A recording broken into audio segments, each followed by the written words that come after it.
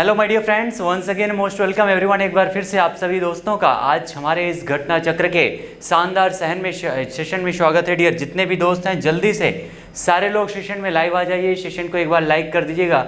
फिर हम लोग शुरू करते हैं आज हमारा द पॉइंटर का नया सेशन। डियर द पॉइंटर में आज के सेशन में हम लोग काफ़ी इंपॉर्टेंट क्वेश्चन को डिस्कस करने वाले हैं। तो जितने भी दोस्त हैं एक बार सबको इन्वाइट कर दीजिएगा और जितने भी लोग हैं बिल्कुल तैयार होकर बैठ जाइएगा। 1 घंटे के लिए काफ़ी इंपॉर्टेंट क्वेश्चन को आज हम लोग यहाँ पर डिस्कस करने वाले हैं आज के सेशन में। और जिन्होंने सेशन को अभी तक लाइक नहीं किया है डियर, एक बार आप सभी लोग जो है लाइक ज़रूर कर दीजिएगा सारे लोग। चलिए फिर हम लोग शुरू करते हैं आज का हमारा टेस्ट सेशन। यहाँ पर आपके द पॉइंटर के एनालिसिस है उन सारी चीज़ों के बारे में। चलिए शुरू करते हैं डियर आज का हमारा सेशन और जल्दी से सारे दोस्तों को इनवाइट कर दीजिएगा आप सभी लोग। और पहला क्वेश्चन आ चुका है आपके सामने कि हाल ही में स्टैंड अप इंडिया, कौन सा डियर, स्टैंड अप इंडिया की बात की जा रही है। हाल ही में स्टैंड अप इंडिया की कौन सी वर्षगांठ मनाई गई है। स्टैंड अप इंडिया एक प्रकार से हमारे देश में छोटे उद्यमियों को बढ़ाने का एक माध्यम है जो केंद्र सरकार के द्वारा चालू किया गया था। स्टैंड अप इंडिया के माध्यम से हमारे देश में छोटे कारोबारियों को एक प्रकार से ऋण की सुविधा प्रोवाइड की जाती है जिसके माध्यम से वो अपने रोजगार को और बढ़ा कर सकते हैं, अपने बिजनेस को और बढ़ा सकते हैं। और इसकी कौन सी वर्षगांठ मनाई गई है स्टैंड अप इंडिया की, तो वो है 6वीं। कौन सी डियर, 6वीं वर्षगांठ मनाई गई है। इसका मतलब क्या है, स्टैंड अप इंडिया के बारे में अगर ये क्वेश्चन आ जाए, इसकी शुरुआत कब हुई थी, तो हुई थी 2016 में सेंट्रल गवर्नमेंट के द्वारा इसे शुरू किया गया था। ठीक है, स्टैंड अप इंडिया की शुरुआत कब हुई थी, तो आपका 5 अप्रैल 2016 में, 5 अप्रैल 2016 में शुरुआत की गई थी। और उद्देश्य आपको हमने बताया कि छोटे उद्यमियों को बढ़ाने के लिए एक प्रकार से ये केंद्र सरकार के द्वारा चलाई गई एक पहल थी। उसके अलावा नेक्स्ट हमारा क्वेश्चन है ITU यानी आपका अंतर्राष्ट्रीय दूरसंचार संघ। अंतर्राष्ट्रीय दूरसंचार जो संघ है ITU के प्रशासन और प्रबंधन पर परिषद की स्थायी समिति का उपाध्यक्ष किसे नियुक्त किया गया है। तो ये उपाध्यक्ष किसको नियुक्त किया गया है, ये आपका 4 स्टार का क्वेश्चन है डियर, छाप लीजिएगा क्योंकि ये नियुक्ति काफ़ी इंपॉर्टेंट है। अंतर्राष्ट्रीय स्तर पर अगर किसी भारतीय की नियुक्ति कहीं पर होती है तो वो अपने आप में इम्पॉर्टेंट हो जाता है। वो चाहे आपका किसी वर्ल्ड बैंक में भारतीय की नियुक्ति हो या फिर IMF में नियुक्ति हो, उसके अलावा आपका वो चाहे यूनेस्को में हो या फिर आपका यूनिसेफ में हो, यानी अगर आपके किसी भी प्रकार की ऑर्गेनाइजेशन में, इंटरनेशनल ऑर्गेनाइजेशन में अगर किसी भारतीय की नियुक्ति होती है तो वो काफ़ी इंपॉर्टेंट है। और हाल ही में आपके वर्ल्ड बैंक और IMF में भी भारतीयों की नियुक्ति हुई है, वो भी याद रखिएगा। और ये आपकी अंतर्राष्ट्रीय दूरसंचार संघ में उसके प्रशासन और प्रबंधन परिषद की स्थायी समिति का उपाध्यक्ष नियुक्त किया गया है। वो भी मेंबर नहीं है, उपाध्यक्ष हैं। उनका नाम क्या है, अपराजिता शर्मा। क्या नाम है डियर, अपराजिता शर्मा इनका नाम है, भारत से हैं और इनको 2023-24 के लिए इसमें नियुक्त किया गया है उपाध्यक्ष के रूप में। ये मोस्ट इंपॉर्टेंट क्वेश्चन है, ध्यान रखिएगा।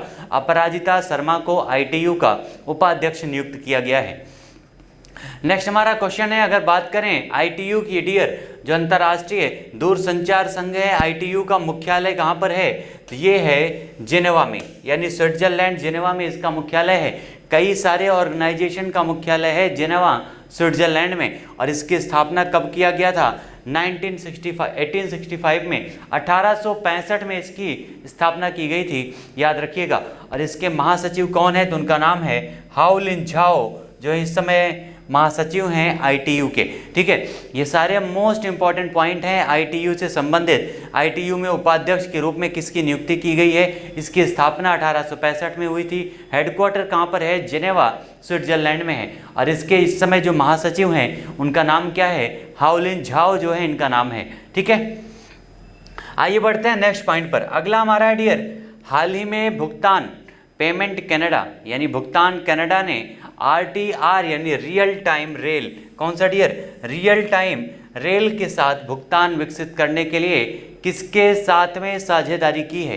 किसी अगर इंटरनेशनल ऑर्गेनाइजेशन के द्वारा या किसी विदेशी देश के द्वारा अगर किसी भारतीय कंपनी से साझेदारी की जाती है तो वो अपने आप में इम्पॉर्टेंट क्वेश्चन है, जैसे अभी आपका पहला क्वेश्चन था। यानी आपके ये दोनों क्वेश्चन मोस्ट इंपॉर्टेंट है। आज के सेशन में आपके हर एक क्वेश्चन काफ़ी इंपॉर्टेंट होने वाले हैं, इतना याद रखिएगा। चलिए, तो क्या है डियर, भुगतान कनाडा यानी पेमेंट कनाडा ने RTR रियल टाइम रेल के साथ में भुगतान विकसित करने के लिए किसके साथ में साझेदारी की है? तो ये साझेदारी किसके साथ की गई है डियर? टाटा कंसल्टेंसी सर्विसेज के द्वारा यानी TCS के द्वारा। आज TCS कई सारे जो एग्ज़ाम होते हैं उन सारे एग्ज़ाम का आयोजन भी कौन करवाती है? TCS ही करवाती है, जैसे आपके SSC जैसे एग्ज़ाम होते हैं। ठीक है, तो इस प्रकार से पेमेंट कनाडा ने जो आपका RTR यानी रियल टाइम रेल के साथ भुगतान विकसित करने के लिए TCS के साथ में समझौता किया है, टाटा से संबंधित है। और ये भी रखिएगा याद कि टाटा ने अभी हाल ही में आपका एयर इंडिया की 100% हिस्सेदारी को भी खरीद लिया है। ठीक है, एयर इंडिया की 100% हिस्सेदारी किसके द्वारा खरीद ली गई है? तो वो टाटा के द्वारा खरीद ली गई है और एयर इंडिया को महाराजा के नाम से जाना जाता है। आइए बढ़ते हैं नेक्स्ट पॉइंट पर डियर। अगला हमारा है वित्त वर्ष 2022 की बात की जा रही है। कौन से वित्तीय वर्ष की बात है? तो 2022 में वित्त वर्ष 2022 में भारत का व्यापारिक घाटा 87.5% बढ़कर के, ये छोटी बात नहीं है डियर, 87.5% बढ़ा है। और इतना बढ़कर के वो कितने डॉलर, बिलियन डॉलर हो चुका है। तो भारत का जो वित्तीय घाटा इस बार हमने देखा था कि भारत का जो निर्यात है वो 400 बिलियन डॉलर को प्लस कर गया है।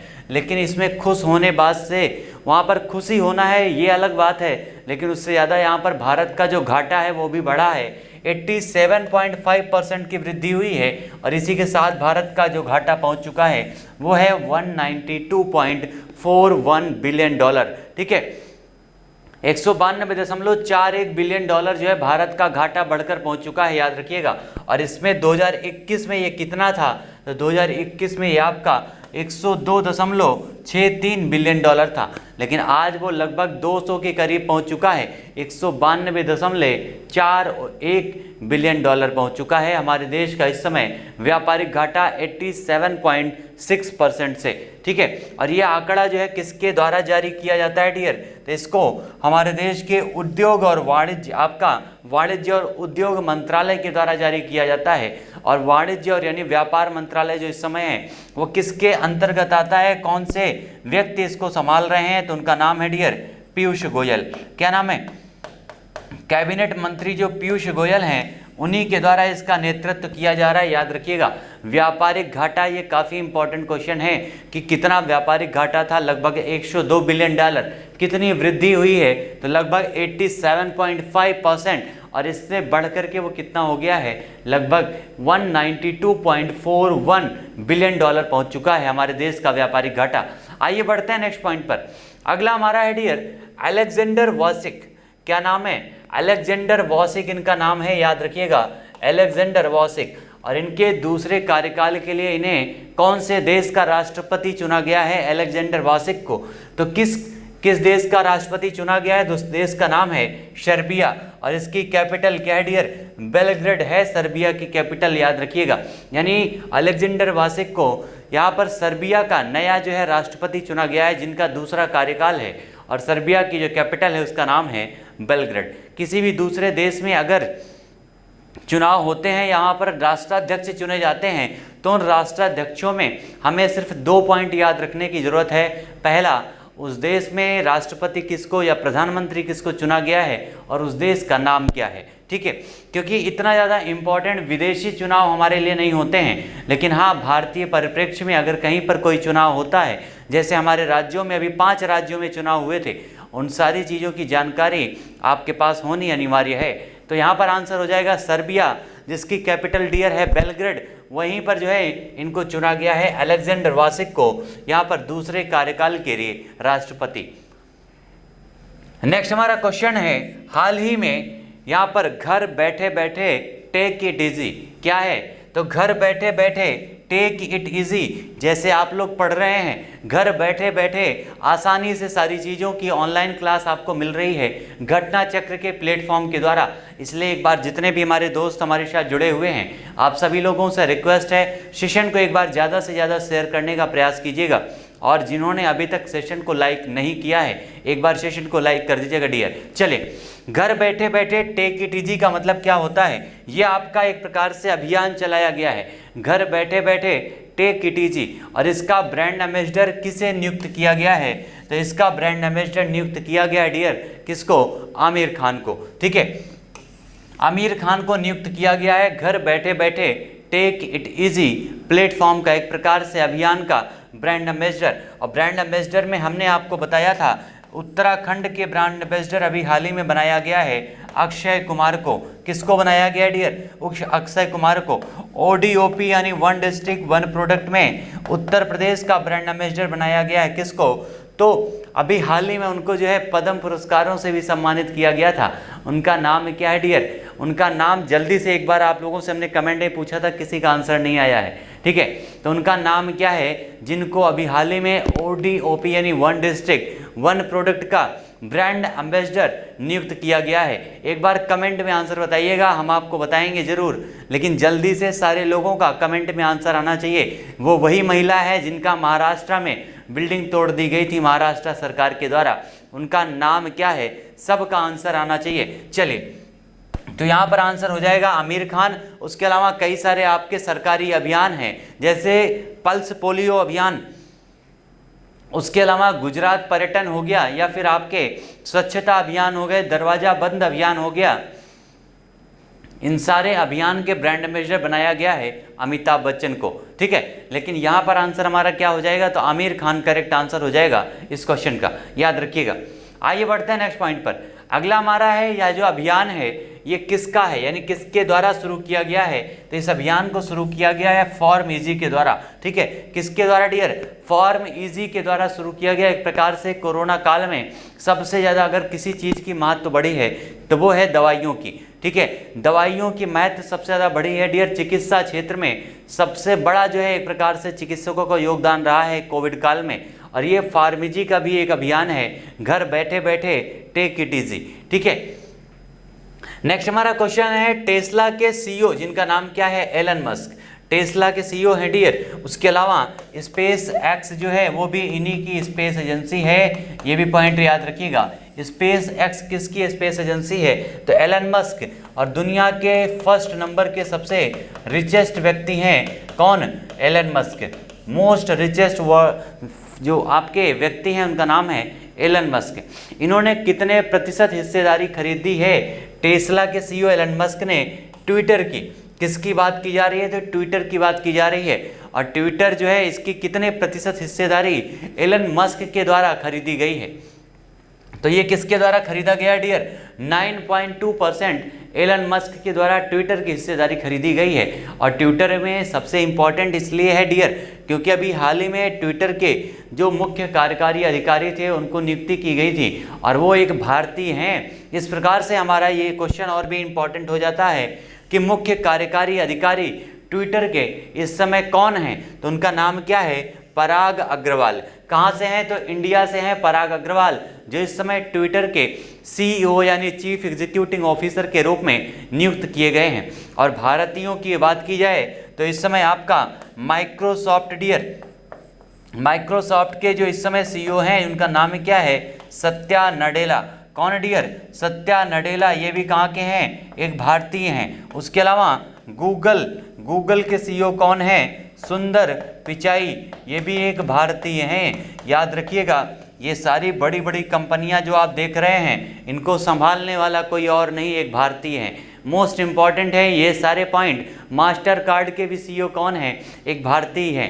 और सारी चीज़ों को याद रखिएगा, ट्विटर के पराग अग्रवाल, सत्या नडेला, माइक्रोसॉफ्ट सुंदर पिचाई, गूगल के यानी पूरी दुनिया को संभालने वाले व्यक्ति कौन हैं, तो एक भारतीय हैं। याद रखिएगा आंसर सारी चीज़ों के। और ये आपका ट्विटर के 9.2% की हिस्सेदारी एलन मस्क की जो कंपनी है टेस्ला की जो CEO हैं उनके द्वारा खरीदी गई है। आइए बढ़ते हैं नेक्स्ट पॉइंट पर। ट्विटर की अगर हम बात करें तो इसकी स्थापना कब की गई थी डियर, तो इसकी स्थापना 2006 में हुई थी ट्विटर की। लेकिन अगर हमारा जो स्पेस एक जो आपका सर्च इंजन है याहू, उसकी स्थापना हुई थी लगभग डियर आपके 1992 में। याद रखिएगा गूगल की स्थापना कब की गई थी, तो गूगल की स्थापना लगभग आपका 98 में की गई थी। उसके अलावा आपका जो होता है ऑनलाइन मीडिया प्लेटफॉर्म फेसबुक जिसको कहते हैं, उसकी स्थापना की गई थी 2004 में। ठीक है, फेसबुक की स्थापना 2004 में किया गया था। लेकिन इसी फेसबुक के अंतर्गत आपका जो व्हाट्सअप होता है, व्हाट्सअप भी किसके अंतर्गत आता है, तो इसी फेसबुक के अंतर्गत आता है, याद रखिएगा। ठीक है, व्हाट्सअप आपका इसी फेसबुक के अंतर्गत आता है, ये सारे पॉइंट याद रखिएगा। और ट्विटर की स्थापना हुई थी 2006 में। ठीक है, इसका मुख्यालय कहाँ पर है डियर, तो सैन फ्रांसिस्को USA में इसका मुख्यालय है, याद रखिएगा। ट्विटर की सारे मोस्ट इंपॉर्टेंट पॉइंट हैं। पहला, इसकी कितने प्रतिशत हिस्सेदारी खरीदी गई है, तो 9.2%। किसके द्वारा खरीदी गई है, तो एलन मस्क के द्वारा। और एलन मस्क हैं कौन, तो इस समय टेस्ला कंपनी के जो प्रमुख हैं, उसके अलावा स्पेस एक्स कंपनी जो आपकी अंतरिक्ष एजेंसी है वो भी इन्हीं की है। दुनिया के सबसे रिचेस्ट व्यक्ति हैं एलन मस्क। उसके अलावा ट्विटर के वर्तमान में जो CEO हैं पराग अग्रवाल उनका नाम है, और ट्विटर का जो हेडक्वार्टर है वो सैन फ्रांसिस्को USA में है। उसके अलावा इसकी स्थापना कब की गई थी, तो 2006 में। ये सारे मोस्ट इंपॉर्टेंट पॉइंट हैं ट्विटर के बारे में। और उसके साथ साथ जो भी अन्य आपके बड़ी बड़ी कंपनियां हैं, वो चाहे याहू हो, गूगल हो, फेसबुक हो, उन सारी चीज़ों के बारे में भी याद रखिएगा, मोस्ट इंपॉर्टेंट है। माइक्रोसॉफ्ट जो आपका है उसकी स्थापना 1975 में की गई थी। ये सारे मोस्ट इंपॉर्टेंट पॉइंट हैं जो आपको याद होना जरूरी है। आइए बढ़ते हैं डियर नेक्स्ट पॉइंट पर। अगला हमारा क्वेश्चन है, हाल ही में प्रसारण सेवा पोर्टल, कौन सा डियर, प्रसारण सेवा पोर्टल का शुभारंभ किया गया है, अनावरण किया गया है। प्रसारण सेवा पोर्टल का अनावरण किसके द्वारा किया गया है, ये आपसे क्वेश्चन पूछा जा रहा है। तो प्रसारण सेवा का जो अभी शुभारंभ किया गया है, ये किया गया है यहाँ पर अनुराग ठाकुर के द्वारा। किसके द्वारा, केंद्रीय मंत्री हैं अनुराग ठाकुर। एक प्रकार से खेल मंत्रालय भी संभाल रहे हैं अनुराग ठाकुर, और इन्हीं के द्वारा जो है आपका प्रसारण सेवा का शुभारंभ किया गया है। ठीक है, अनुराग ठाकुर के द्वारा अभी हाल ही में दुबई में डियर एक प्रकार का यहाँ पर आयोजन किया गया था, समारोह का आयोजन किया गया था। उसके अलावा ज्वेलरी जो आपका गेट्स है उसका भी उद्घाटन किया गया था। कहाँ पर, तो UAE यानी आपके दुबई में, वहाँ पर इसकी शुरुआत की गई थी अनुराग ठाकुर के द्वारा। और 2021 का जो आपका स्वच्छता दिवस की शुरुआत 2 अक्टूबर में हुई थी, उसकी शुरुआत भी इलाहाबाद यानी प्रयागराज से अनुराग ठाकुर के द्वारा शुरू की गई थी। ये सारे पॉइंट याद रखिएगा इनके बारे में, अनुराग सिंह ठाकुर के बारे में। आंसर हो जाएगा प्रसारण सेवा पोर्टल का अनावरण अनुराग ठाकुर के द्वारा। आइए बढ़ते हैं नेक्स्ट पॉइंट पर। इस पोर्टल का अनावरण कहां पर किया गया डियर, तो इसका अनावरण किया गया है हमारे देश की कैपिटल नई दिल्ली में। नई दिल्ली में हमारे देश की जो कैपिटल है, जिसको 1911 में घोषित किया गया था और 1912 में इसको कैपिटल बनाया गया था।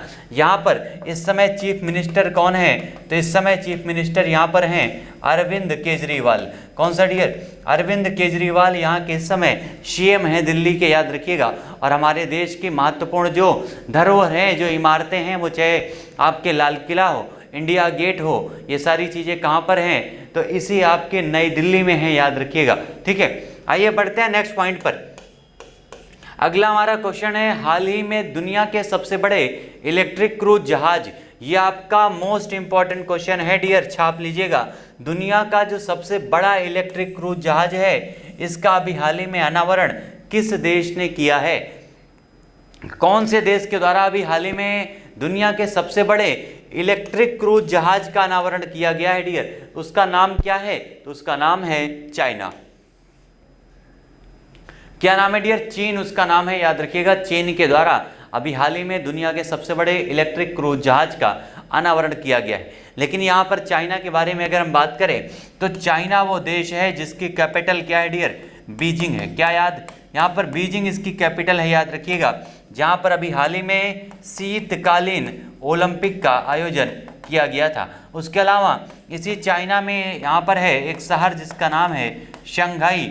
इसी शंघाई में NDB का मुख्यालय है डियर, याद रखिएगा, जिसका फुल फॉर्म होता है न्यू डेवलपमेंट बैंक, जिसकी स्थापना 2014 में की गई थी ब्रिक्स देशों के द्वारा। किसके द्वारा डियर, ब्रिक्स देशों के द्वारा, यानी ब्राजील, रशिया, इंडिया, चाइना और साउथ अफ्रीका के द्वारा 2014 में इसकी स्थापना की गई थी। यहाँ पर इस समय NDB में आपके टोटल मेंबर इस समय कितने हो चुके हैं, तो टोटल 9 मेंबर हो चुके हैं, यानी 4 नए देशों को इसमें मेंबरशिप दी गई है। उसके अलावा चाइना में ही वो शहर है जहां से कोरोना की शुरुआत हुई थी, उसका नाम क्या है डियर? वुहान उसका शहर का नाम है जहां से कोरोना की शुरुआत हुई थी, जिसने पूरी दुनिया को आज तक परेशान करके रखा हुआ है। उसके अलावा चाइना की बात करें तो यहाँ पर हमारे एशिया की सबसे बड़ी जो नदी है जिसका नाम है यांगशी, वो कहाँ पर है? इसी चीन में है। इसी चाइना का शोक पहले एक नदी कही जाती थी जिसका नाम है डियर हुआंगहो नदी, ठीक है। उसके अलावा चाइना जो है दुनिया में सबसे ज़्यादा पॉपुलेशन वाला देश है चाइना। उसके अलावा चाइना का जो क्षेत्रफल है वो पूरी दुनिया में चाइना कौन से स्थान पर है? तो याद रखिएगा ये आपका चीन जो है तीसरे स्थान पर है। सबसे पहले स्थान पर कौन है? तो उसका नाम है रशिया, दुनिया का सबसे बड़ा देश है, याद रखिएगा, ठीक है। भारत का स्थान क्या है? तो भारत जो है क्षेत्रफल के मामले में 7वें स्थान पर है। ये सारे मोस्ट इंपॉर्टेंट पॉइंट हैं चाइना के बारे में। और चाइना के जो इस समय हेड हैं उनका नाम क्या है डियर? शी जिनपिंग उनका नाम है, याद रखिएगा, शी जिनपिंग, ठीक है। सारे मोस्ट इंपॉर्टेंट क्वेश्चन है चाइना से संबंधित, ये सारे पॉइंट आपको याद होना जरूरी है। और चाइना वो देश है जिसने अभी हाल ही में अपना मैप जारी किया था और उस मैप में उसने भारत के एक राज्य जिसका नाम है अरुणाचल प्रदेश, उसको अपने मैप में चाइना का एक प्रांत बताया था, एक राज्य बताया था। सारे पॉइंट याद रखिएगा चाइना से संबंधित। और आंसर हमारा हो जाएगा दुनिया का सबसे बड़ा इलेक्ट्रिक क्रूज जहाज जो है इसका अनावरण किसके द्वारा किया गया है डियर? तो चीन के द्वारा किया गया है। गेहूं धान के उत्पादन में सर्वाधिक जो उत्पादन होता है वो देश कौन सा है? तो उसका नाम है चाइना। इन सारे पॉइंट को याद रखिएगा। आइए बढ़ते हैं नेक्स्ट पॉइंट पर। इसका नाम क्या है? जो इलेक्ट्रिक क्रूज शिप है इसका नाम क्या है डियर? इसका नाम है यांगत्जे रिवर 3 गॉज 1, इनका नाम है, याद रखिएगा। जो अभी हाल ही में क्रूज शिप है ना आपका अनावरण किया गया है, जिसकी कुल कीमत कितनी है? तो लगभग 23.5 मिलियन अमेरिकी डॉलर इसकी टोटल जो है लागत है इस जहाज की। आइए बढ़ते हैं नेक्स्ट पॉइंट पर। अगला हमारा है हाल ही में किस मंत्रालय ने प्लास्टिक पर जागरूकता शुभांकर, नाम क्या है? तो उसका नाम है प्रकृति। ये पॉइंट याद रखिएगा। अभी हाल ही में हमने कई सारे नाम डिस्कस किए हैं डियर, जिनमें आपका एक नाम ये आपका सामने है प्रकृति। उसके अलावा अभी हाल ही में हमने एक नाम डिस्कस किया था शकुंतला, कौन सा डियर? शकुंतला। उसके अलावा अभी हाल ही में आईआईटी खड़गपुर में एक super computer PETA scale super computer launch किया गया था। उसके अलावा एक अभी आपका ऑपरेशन चलाया गया था गंगा ऑपरेशन। उसके अलावा एक ऑपरेशन आपका चला था जिसका नाम है देवी शक्ति।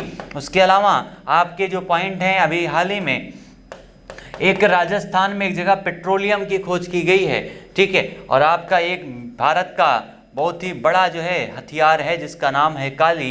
ये सारे पॉइंट याद रखिएगा, ये नाम आपके एग्जाम में छपेंगे, याद रखिएगा।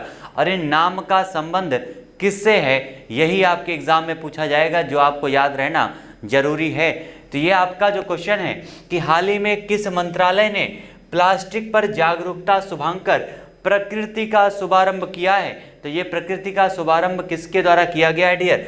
पर्यावरण वन और जलवायु परिवर्तन मंत्रालय के द्वारा, ठीक है। पर्यावरण वन जलवायु परिवर्तन मंत्रालय के द्वारा इसका शुभारंभ किया गया है, याद रखिएगा। और अभी हाल ही में जो आपकी वन रिपोर्ट जारी की गई थी भारत में, उसमें वन क्षेत्रफल सबसे ज़्यादा कहाँ पर है? तो वो है मध्य प्रदेश में। सबसे ज़्यादा वन परसेंटेज कहाँ पर है? तो वो है मिजोरम में। ये दोनों पॉइंट याद रखिएगा। उसके अलावा अभी हाल ही में आपका जो है प्रदूषण इंडेक्स जारी हुआ था डियर, उसमें हमारे देश की जो दिल्ली है वो दुनिया की सबसे प्रदूषित राजधानी घोषित की गई है, याद रखिएगा।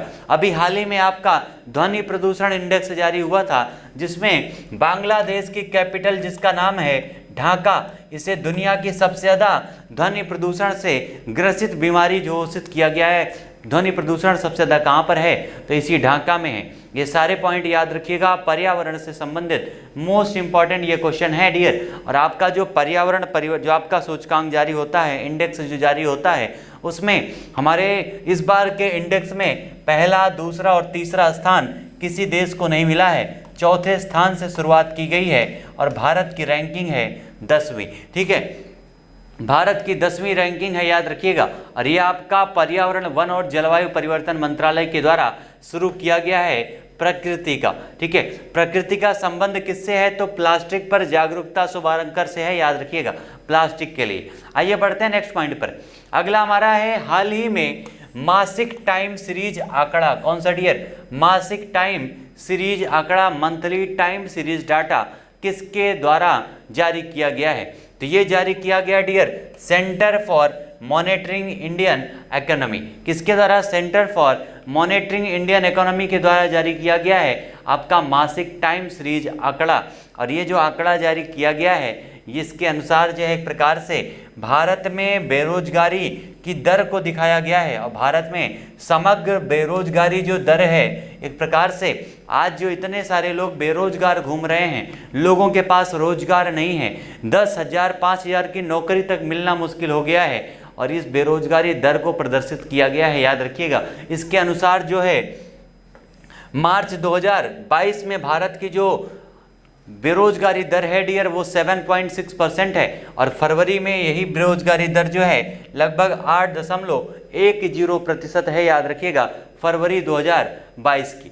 लेकिन अगर इन आंकड़ों की बात करें तो इन आंकड़ों में जो उच्चतम बेरोजगारी दर वाले हमारे स्टेट हैं, यानी कौन कौन से राज्य में सबसे ज़्यादा बेरोजगारी है डियर, सबसे ज़्यादा बेरोजगारी कौन से राज्य में है, तो इस आपके डिटेल को आप छाप लीजिएगा, क्योंकि ये डिटेल आपके लिए काफ़ी इंपॉर्टेंट बनने वाले हैं, याद रखिएगा। तो सबसे ज़्यादा बेरोजगारी दर वाले राज्यों में हरियाणा टॉप पर है डियर। हरियाणा में सबसे ज़्यादा बेरोजगारी है, जहाँ के मुख्यमंत्री मनोहर खट्टर जी हैं हरियाणा में।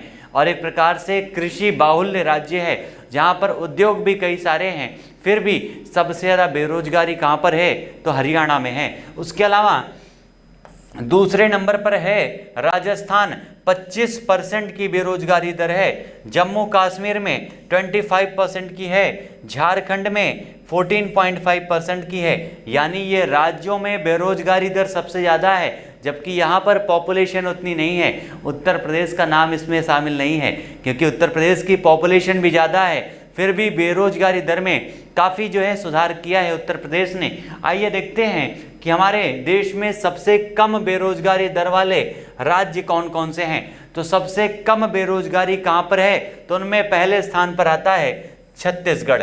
छत्तीसगढ़ में डियर बेरोजगारी सबसे कम है। उसके अलावा दूसरे स्थान पर मामा जी का राज्य आता है मध्य प्रदेश, यानी 1.4% की बेरोजगारी केवल है इस राज्य में। कर्नाटका में 1.8% की और गुजरात में 1.8% की। यानी इन क्षेत्रों में, इन राज्यों में रहने वाले ज़्यादातर लोगों के पास रोजगार है। ठीक है, लेकिन सबसे ज़्यादा बेरोजगारी अभी हमने जो डिस्कस किया है, ये आपका इंडेक्स जो इस समय आपके सामने चल रहा है डियर, ये मोस्ट इंपॉर्टेंट है। और याद रखिएगा, यहाँ से आपके एग्जाम में एक क्वेश्चन फिक्स है, ये छाप लीजिएगा कि सबसे ज़्यादा बेरोजगारी दर वाला राज्य, सबसे कम बेरोजगारी दर वाला राज्य, यहाँ से एक क्वेश्चन आपके एग्जाम में जरूर आना है। ठीक है, तो ये सारे पॉइंट याद रखिएगा। आइए बढ़ते हैं नेक्स्ट पॉइंट पर।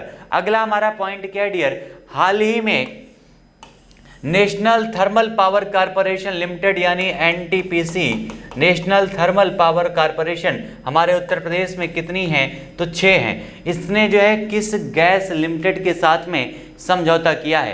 यानी एनटीपीसी के द्वारा अभी हाल ही में किसके साथ में समझौता किया है? जो गैस लिमिटेड है तो उसका नाम है गुजरात गैस लिमिटेड। क्या नाम है डियर? गुजरात गैस लिमिटेड नाम है, याद रखिएगा।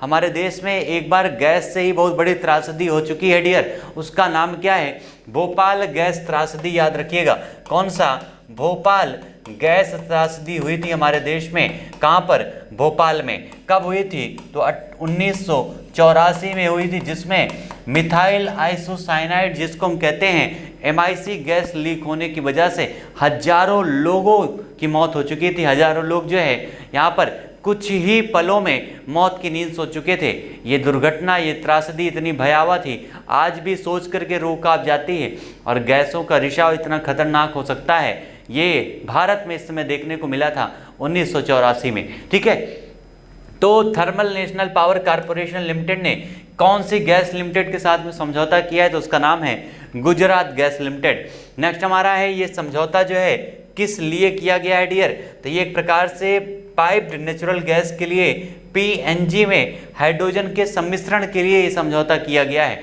ठीक है, PNG जो आपका पाइप्ड नेचुरल गैस है उसमें हाइड्रोजन को मिश्रण के लिए इस समझौते को किया गया है एनटीपीसी और गुजरात गैस लिमिटेड के द्वारा। नेक्स्ट हमारा है हाल ही में मिशन इंटीग्रेटेड बायो रिफाइनरी, कौन सा डियर? मिशन इंटीग्रेटेड बायो रिफाइनरियों का शुभारंभ किसने किया है? ये सारे आपके रिन्यूएशन ऊर्जा से संबंधित हैं और एनर्जी से क्वेश्चन जो भी संबंधित होंगे, इन्वायरमेंट से क्वेश्चन जो भी संबंधित होंगे, उन क्वेश्चन की आपके एग्जाम में आने की संभावनाएं बढ़ती जाएंगी डियर, याद रखिएगा। नेक्स्ट हमारा क्वेश्चन क्या है कि मिशन इंटीग्रेटेड बायो रिफाइनरियों का शुभारंभ किसके द्वारा किया गया है? तो उनका नाम है डॉक्टर जितेंद्र सिंह। किसके द्वारा? डॉक्टर जितेंद्र सिंह के द्वारा किया गया है, जिसका उद्देश्य क्या है? तो सार्वजनिक निजी गठबंधनों के माध्यम से स्वच्छ ऊर्जा समाधानों में एक प्रकार से तेजी लाना है। ये डॉक्टर जितेंद्र प्रसाद सिंह के द्वारा जो है एक प्रकार से इसकी शुरुआत की गई है, इसका शुभारंभ किया गया है, जिसका नाम है मिशन इंटीग्रेटेड बायो रिफाइनरी। ठीक है, नेक्स्ट हमारा है फीफा वर्ल्ड कप, कौन सा डियर? फीफा वर्ल्ड कप के बारे में हमने कल डिस्कस भी किया था कुछ पॉइंट के बारे में, और यहाँ पर याद रखिएगा फीफा वर्ल्ड कप का जो शुभांकर है वो किसे घोषित किया गया है? तो ये घोषित किया गया है लाइव को। लाइव कुछ इस तरह से लिखा रहता है, याद रखिएगा, लाइव को घोषित किया गया है फीफा विश्व कप 2022 का शुभांकर। उसके अलावा इसके द्वारा जो है अल रिहला एक गेंद है, अल रिहला, जिसको कल हमने डिस्कस किया था डियर, अल रिहला नाम की एक गेंद का जो है अनावरण किया गया है। और ये अनावरण किसके द्वारा किया गया था? तो एडिडास के द्वारा। किसके द्वारा डियर? एडिडास के द्वारा जो है अनावरण किया गया था अल रिहला नाम की गेंद का। ठीक है, अरबी नाम है आपका अल रिहला, जिसका मतलब होता है यात्रा। क्या होती है? यात्रा इसका अर्थ होता है। और लाइव को जो है इस फीफा वर्ल्ड कप 2022 का शुभांकर बनाया गया है, जिसका आयोजन कहाँ पर होगा? तो इसका आयोजन शुरू होगा डियर कतर में। कहाँ पर? कतर में इसकी आयोजन होगी, याद रखिएगा। और ये पहली बार है जब फीफा वर्ल्ड कप का आयोजन किसी अरेबियन कंट्रीज में हो रहा है। साथ में हमारे देश की कौन सी कंपनी है जिसका नाम है बायजूस, जिसे एक प्रकार से यहाँ पर स्पॉन्सरशिप के रूप में शामिल किया गया है। बायजूस को भारत की पहली कंपनी बन चुकी है बायजूस। ये सारे पॉइंट याद रखिएगा फीफा वर्ल्ड कप से संबंधित। इसका जो है शुभांकर क्या है? तो शुभांकर इसका लाइव है। उसके अलावा इसमें कौन सी गेंद का अनावरण किया गया है? तो उसका नाम है अल रिहला, एक प्रकार का अरबी वर्ड होता है और जिसका अर्थ होता है यात्रा। और ये अनावरण किया गया है एडिडास के द्वारा। और भारत की कौन सी कंपनी इसमें जो है एक प्रकार से स्पॉन्सर यहाँ पर कर रही है? तो उसका नाम है बायजूस। इस प्रकार की लर्निंग एजेंसी है हमारे देश की। ठीक है, आयोजन होगा कतर में। सारे पॉइंट याद रखिएगा, मोस्ट इंपॉर्टेंट है। आइए बढ़ते हैं डियर नेक्स्ट पॉइंट पर। अगला हमारा है यहाँ पर अंतर्राष्ट्रीय चेतना दिवस कब मनाया जाता है?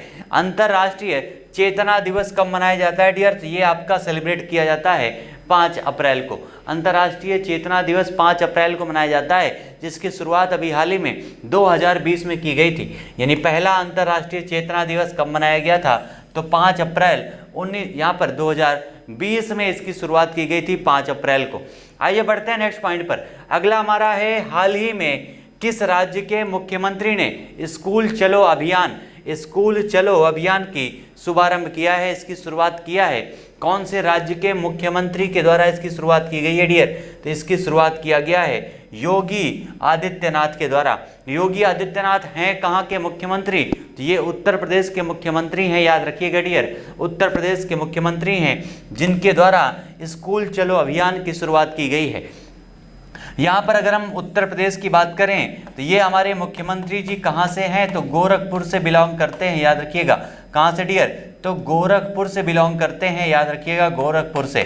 उत्तर प्रदेश के बारे में अगर हम बात करें डियर, तो उत्तर प्रदेश में आपके जिस अभियान को शुरू किया गया है, उत्तर प्रदेश में आपके टोटल 75 डिस्ट्रिक्ट में टोटल 75 प्रोडक्ट को ODOP के तहत शामिल किया गया है। उत्तर प्रदेश के लगभग 27 ऐसे प्रोडक्ट हैं जिनको GI टैग दिया जा चुका है। 27 प्रोडक्ट हैं उत्तर प्रदेश के जिनको GI टैग दिया गया है, याद रखिएगा। उत्तर प्रदेश में टोटल जो विधानसभा सीटें हैं वो कितनी हैं डियर? 403 हैं। उत्तर प्रदेश में टोटल जो विधान परिषद की सीटें हैं वो कितनी हैं? तो 100 हैं। उत्तर प्रदेश में टोटल जो लोकसभा की सीटें हैं वो कितनी है डियर?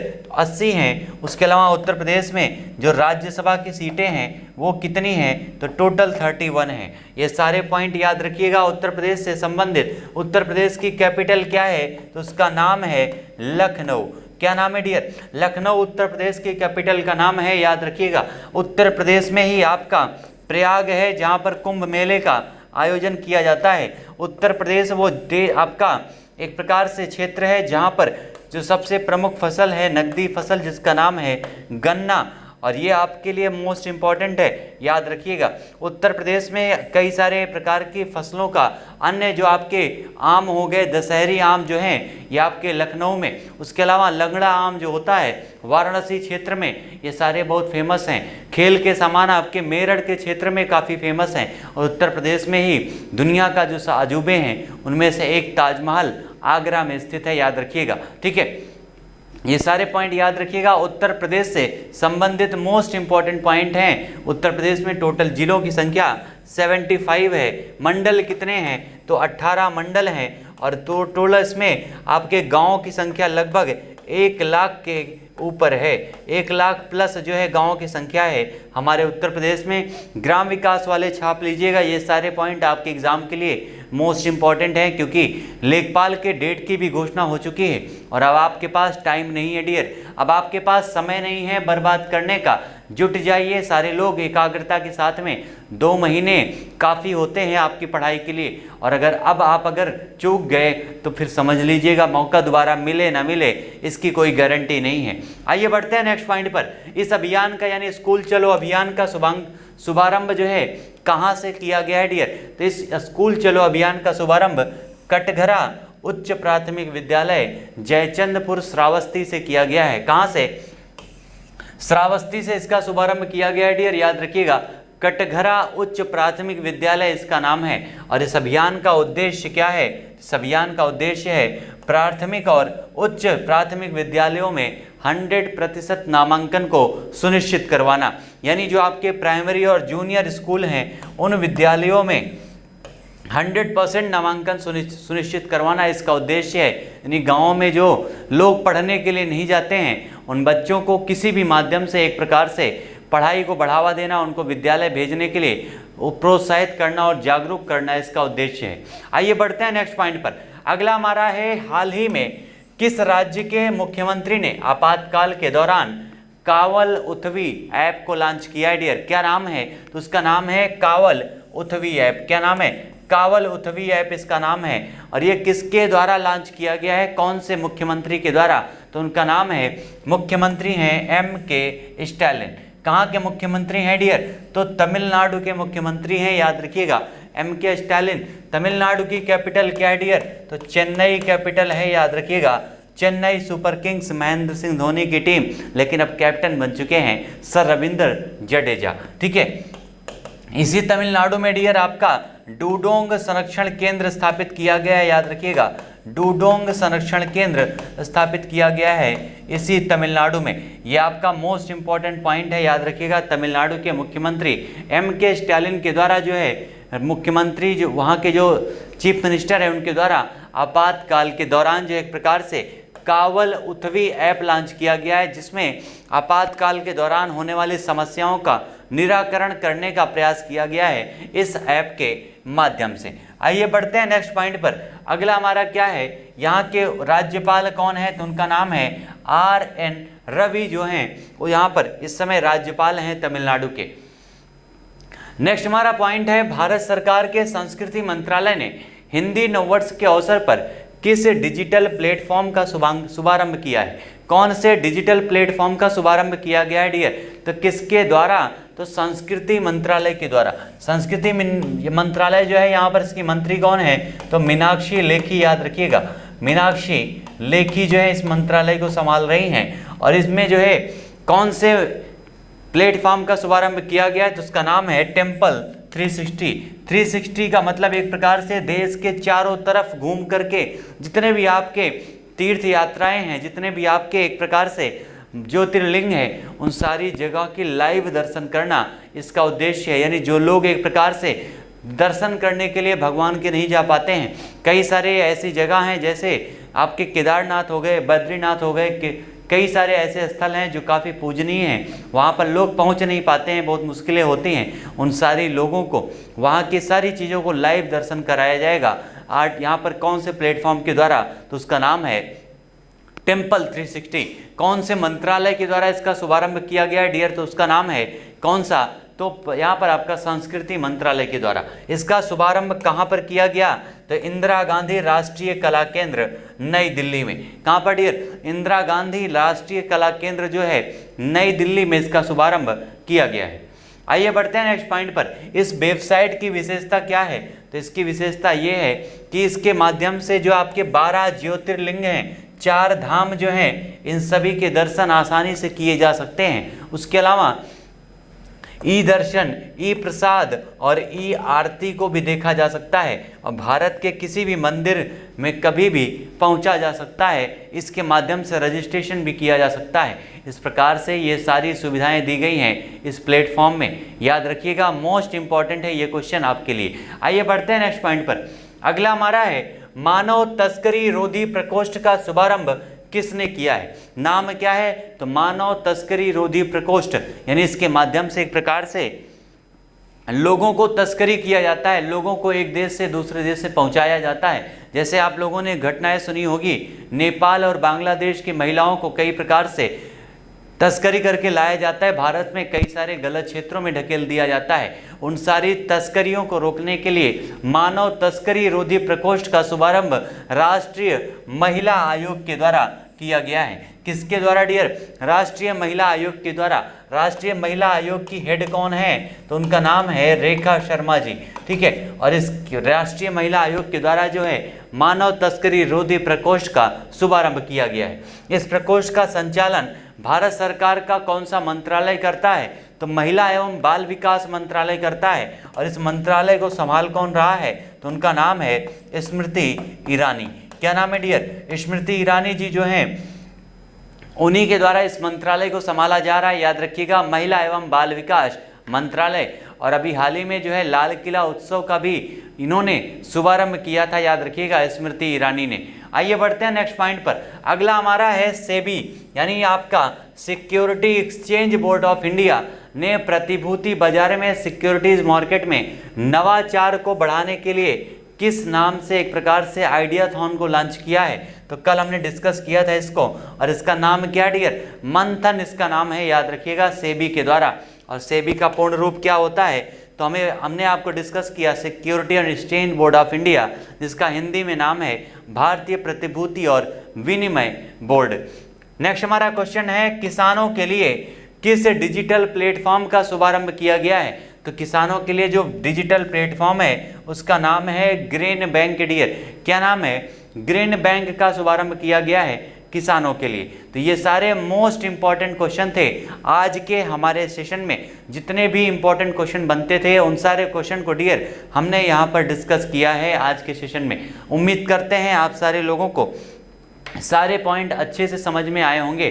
लेकिन आपको अगर जितने भी लोग हमारे साथ इस समय सेशन में जुड़े हुए हैं, आप सभी लोगों से रिक्वेस्ट है कि एक बार आप सभी लोग सेशन को शेयर कर दीजिए, सेशन को लाइक कर दीजिएगा, जितना से ज़्यादा हो सके घटना चक्र को, इस प्लेटफॉर्म को, इस सेशन को शेयर करने का प्रयास कीजिए। हर व्यक्ति तक ये सेशन पहुंचना चाहिए डियर, क्योंकि जो किताबें आप लोग मार्केट में खरीदते हैं द पॉइंटर, उस किताब का उसकी पब्लिशिंग से पहले ही आपके सामने ये सारी क्लासेस आपके लिए उपलब्ध कराई जा रही हैं। और आपके यूपी SSSC की नोटिफिकेशन भी आ चुकी है, उसके डेट भी जारी हो चुके हैं। यानी आपके जितने भी एग्ज़ाम थे यूपी SSSC से संबंधित, वो सारे एग्ज़ाम अब आपके निकट हैं। तो जल्दी से तैयारी में लग जाइए सारे लोग, ठीक है। और फिर से एक बार एक नया इतिहास रचने का प्रयास कीजिएगा अपने सिलेक्शन के माध्यम से, ऐसी उम्मीद करते हैं। और एक बार सेशन को शेयर और लाइक ज़रूर कर दीजिएगा। मिलते हैं फिर से अपने अगले सेशन में, तब तक के लिए आप सभी लोगों को धन्यवाद।